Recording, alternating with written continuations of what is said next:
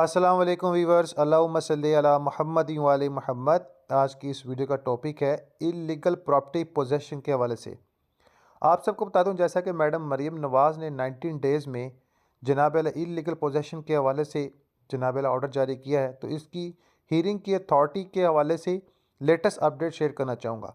पंजाब में गैर कानूनी कब्ज़ा के मुतल्लिक तमाम मुकदमात की समाअत का अख्तियार ज़िला के ऑफिसर ADC रेवेन्यू या कलेक्टर को हासिल है। अब तमाम मुकदमात के लिए पटिशन जो आपको दायर करनी पड़ेगी, ज़िला के ADC रेवेन्यू के पास वो फाइल होगी।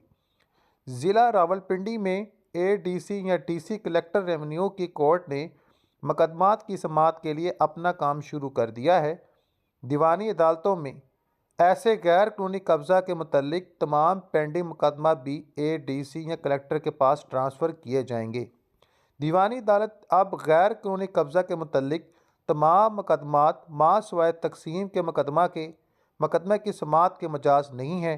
जनाब ये लेटेस्ट एक अमेंडमेंट की गई है, जिसके मुताबिक फौरी इंसाफ के तकाजे और जनाब केस के हल के हवाले से मैडम मरीम नवाज़ की जानिब से काविश की गई है और लेटेस्ट अमेंडमेंट्स की गई है।